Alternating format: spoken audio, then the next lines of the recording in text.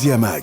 في ميديا ماج اليوم باش نحكيو على رضا شهاب المكي المعروف باسم رضا لينين، اللي كان البارح ضيف حمزة البلومي في برنامج جاوب حمزة على موزايك فام. حضوره أثر جدل كبير بسبب الصعوبة في النطق وقت الإجابة. برشا ناس قالوا إنه كان في حالة سكر، وناس أخرى قالت اللي هو مريض. حمزة هبط تدوينة قال فيها شفت التعليق على حواري اليوم مع رضا شهاب المكي وجاتني عليه برشا أسئلة. الحقيقة حبيت نقول للمهتمين أولا إنه مش من عادتي نسأل ضيوفي شنية كلاو وإلا شربوا قبل البرنامج. الضيف يحترم المستمعين في عباراته وألفاظه ويجاوب على الأسئلة. نكمل الحوار معه حتى للآخر. نفضل إنه ناقشوا الأفكار والمواقف من غير مسم الأشخاص ولا السخرية من طريقة كلامهم ومرضهم. كيفاش تفاعلوا الإعلاميين مع الحوار الياس الغربي هبط تدوينه في الوقت متاع البرنامج، وقت اللي كان هو لايف؟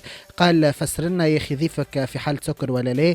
وعمل تاج الحمزة البلومي. رشيدة النيفر من بعد تهبط تدوينه تجاوب فيها على اللي قالوا الياس الغربي. ونذكروا انه رشيدة النيفر كانت المكلفة بالاعلام في قصر كرتاج سابقا في عهد في بداية تولي قيس سعيد للحكم. قالت رشيد النيفر في التدوينة متاعها في سابقة خطيرة: صحافي يتهكم على ضيف لزميل له في نفس المؤسسة، على الياس الغربي أن يعتذر، سقوط أخلاقي. مختار الخلفاوي زاد تفاعل مع الموضوع، قال على قد ما نختلفوا مع ما يقوله رضا شهاب المكي إن قليلا أو كثيرا، لكن الانحراف عن مناقشة أفكار ومواقفه إلى المس من شخصه والسخرية من طريقته في الكلام للتأليب عليه وتشويهه ورد الصعصعين للرئيس الذي وصف خصومهم بأنهم رواد المطعم والخمارات هو السلوك يفتقد إلى المروءة والأخلاق. قال من يعرف الرجل يعلم طريقته في الكلام وتقطيعه للخطاب. قال طريقة في النطق قديمة زادت ظهورا مع وضع صحي ألم به منذ سنوات. سمير الوافي زاد تفاعل مع الموضوع بالتدوين، قال أكبر فشل تحقيقه وأتعس خيبة أمل تشعر بها حين تجري حوارا هو أن ما يثير الانتباه والاهتمام من كل مضمون ومحتواه هو نسبة الكحول في دم الضيف. شنو رأيكم؟ والله على خاطر كاينو العباد تتبلى، يعني اونيتمون كاينو العباد اللي هبطت ستاتويات ولا حكيت في الفيسبوك ولا نقدت ولا حاجه، كاينو تتبلى على حمزه ولا تتبلى على رضا شهاب المكي. والكل نعرفوا يعني طريقه الخطاب نتاعو. انا واحد من الناس ما فهمتش بالرسمي البارح كي قاعد نسمع فيه داير هبط ستاتوي في بالي الصوت يطلع ويهبط وحده. نعرف رضا شهاب المكي كيفاش يحكي، نعرف اللي هو في الخطاب نتاعو ياخذ بوز طويله بلان مثلا ويقعد باش يبدا يحكي، ما فما كلام ماهوش مفهوم. وحتى الاجوبه نتاعو على الاسئله تحسها بعيده كومبليتمون على السؤال اللي تطرح، وذاك اللي خلى برشا ناس يمكن تخمم انه في حال سكر. وداير ولده هبط ستاتيو يحكي فيها كيفاش بوه مريض وكل شيء. ونحن كنا قبل وحتى فما برشا عباد شكتوا انه هل في وقت البرنامج تعرض لوعكه صحيه ولا عنده جلطه، على خاطر وقت نفكروا كلنا حبيب الصيد كيفاش هو في باله اللي هو يحكي ويتكلم ويقول في معلومات اوركو العباد الكل ما يش تفهم فيه.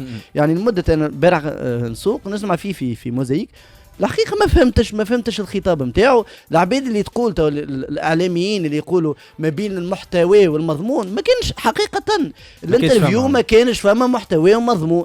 يعني نعرفوا رضا شهاب المكي وشنية خلينا نقولوا هو المنظر للرئيس من وقت الحمله التفسيريه نتاعو حتى قبل وصاحبه كل شيء، ونعرفوا قديش عنده نوعا ما يعني الافكار اللي يقول فيها الرئيس تو من بناء القاعدي حتى البرنامج الاقتصادي كل شيء برشا منه مستلهم من رضا شهاب المكي. ولكن البارح حقيقه راهو الانترفيو للعباد اللي يرجعوا هكا انه ما بين المضمون والمحتوى ما كانش فما مضمون ومحتوى يناقش، ما كانش فما استرسال في الخطاب، ما كانش فما يعني حتى حمزه البلومي كان نوعا ما كان ترجع للانترفيو يعني يلقى صعوبة كبيرة برشا باش يجري الانترفيو. معناتها تلقى هو اللي تي دون لوبليغاسيون نقولوا احنا يلزمك تمبلي معناها صحيح باش ما تخليش الانفيتي نتاعك يزيد ياسر مليح. بون فما كيلكو فراغمون قال له اي مي فما من سيغتين لوسيديتي، معناتها فما حاجات تجاوبوا بريفمون ولكن في صلب الموضوع ما فماش ان ايكار. معناتها دونك لهنا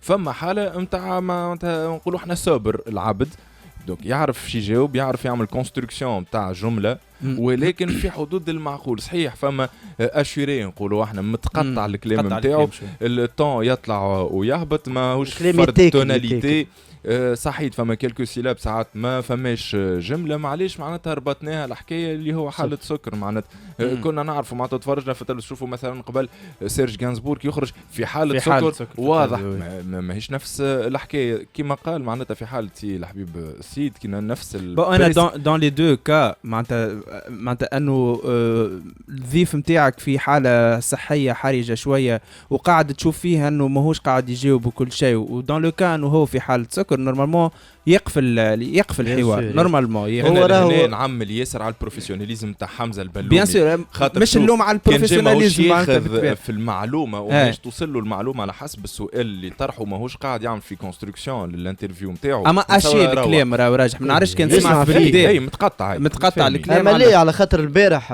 مثلا الستاتيو اللي هبطوا ولد رضاشي المكي يقول وانه بوه اعتذر للاذاعه هذا حسب كلام ما نعرفوش الروايه صحيحه بيان سور يقولوا انه بوها اعتذر رضا شهاب المكي اعتذر للاذاعه على خاطر عنده وعكه صحيه اما الاذاعه قالت اللي هو لازم يحضر على خاطر ديجا انونسيت شكون الضيف وراه ما ينجمش يتعوض ومشى وهو مريض برشا الناس يقولوا ما على خاطر نهار الجمعه رضا شهاب المكي ظهر في قناه 9 وحكى وكان يعني نوعا ما في صحه جيده كل شيء دونك ما نعرفوش يعني هي الروايه صحيحه ولكن كيف ما قال راجح حقيقه في المواقف هذيا يعني من الساعه الاولى انت عندك ساعه مثلا راه من الساعه الاولى نورمالمون يقف على خاطر الحقيقه وانت نحن عندنا روتور تو نسمعوا مثلا كي دالي يتكلم قدامي نسمع كان يبدا يعني على خاطر انا مثلا البارحه مع صاحبي يقول لي بالك هو قاعد يقرا في شفافه ويفهم في الكلام اللي يقول فيه ولا حتى قرب له الميكرو اول ساعه خاطر الصوت ما هو ولا صوت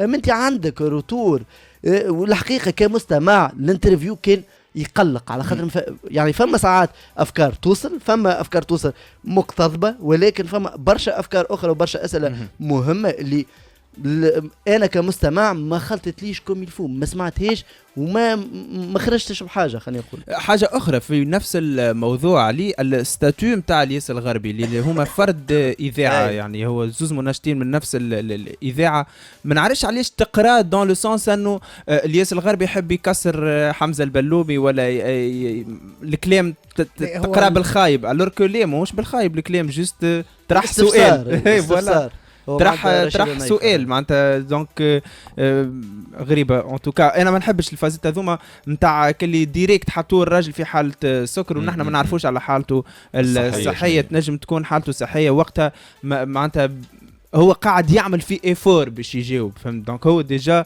قاعد يعمل في ايفور هو ربي يشفيه كان مريض ربي يشفيه رضا لينين قل نمشيو للاخبار الثانيه وباش نحكيو توا شويه على البرامج والمنوعات نتاع نهار السبت نحكيو على برنامج الجو هبالي اللي تقدموا البرنامج الجديد اللي تقدموا من العماره على قناه كرتاج بلوس واللي تعدى نهار السبت في اول حلقه لي واللي اثار جدل الحقيقه عند برشا اعلاميين باش نقرا لكم بعض التدوينات على الحلقه الاولى عفيف بوكيل مثلا تقول لك مش عندك صلاحيات تسكر تلفز نظم لنا القطاع ربي يعاون الجميع اللي يحب يخدم وربي معاه ما فما مستوى متاع صنعاء يا رسول الله. سمير الويفي يقول اللي يخدم في نفس القناة يقول خيبة أمل تلفزة لا يمكن استسهالها ويخدعك من يقول لك إنها سهلة واستسهالها مصيبة وما أشاهده الآن خيب ظني الذي كان أكبر مما أشاهد إهدار للوقت والمال والطاقة خسارة. ريم شاكر العلوي تقول الانستغرام والفلوس والأضواء والروب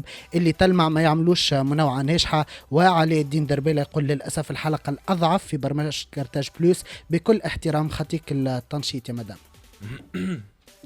خطيك التنشيط يا مدام. بون هذا كان الفيلو والبطبيعة على الحلقة الأولى. احنا كنا حكينا المرة اللي فاتت يوسف الأوف على الموضوع هذا كونه منال عمارة باش تنشط إيميسيون في برايم نهار سبت في قناة كارتاج بلوس وكذا. شكون حكينا بون فما شانس كبيرة ياسر كونه تنجم تعطي حاجة تنجم تضيف حاجة خاطر بالرسمي برمي القلاء اللي تفرج فيهم في التلفزة من العمارة وقت اللي مثلا تعمل بلاسمون دو برودوي ولا تعمل سبيك ولا تعمل كذا الامور تبدا منظمه عندها على الاخر، تبدا عارفه فاش قاعده تعمل، تبدا عارفه كيفاش قاعده تحكي، تبدا تعرف كيفاش تغزر الكاميرا، الجيستوال نتاعها كيف منظم ريغله معناتها. ما فماش هكا لي زيرuptions نتاع عبد عنده تراك وكذا ومتشنجه. دونك سا فو با دير بار لا سويت اللي تنجم معناتها تنشط ايميسيون. هذا الكل بور دير اللي من الحلقه الاولى ممكن فما دي روبير اخرين يلزمك تعرفهم، فما حاجات اخرين دي تكنيك اخرين يلزم يكونوا موجودين عندك pour assurer toute une émission des invités كيف دونك مش من الحلقه الاولى. انا نتصور ممكن فما اغلاط صحيح، فما نعرفوها نحن كي تبدا فما حاجه ماهيش راكحه مليح، انتراكسيون مع الببليك مع كذا، دونك نجم تضيع شويه الفيلم. ستاتيو من العماره اخويا علي 10 سوايع على التالي هبطت ستاتيو تقول نفرح برشا كي نشوف برنامج في الليفل العالي هذا على قناه اللي ننتمي لها انا. زاد النجاح هذا ينجم كان يخليني نزيد نكون فخوره كوني في نفس القناه. برافو سمير الوافي، بون كونتينيواسيون. هاو تشوفوا ستاتيو على لي اف ام تي في. بعديك راهو شو سمير الوافي في الستاتيو نتاعو ما جبتش شنيا البرنامج اللي يحكي عليه. ايوه لكن هبطوا في سهرة السبت وتفهم عند العباد انه البرنامج اللي يحكي عليه ينجم يكون قاعد السبت على خاطر فما برامج جدد اخرين عنا نهار السبت. نهار السبت عندنا كان يا اما فكرة سامي الفهري والا ليميسيون جديده اللي هي جوه بيل نتاع منال عمار.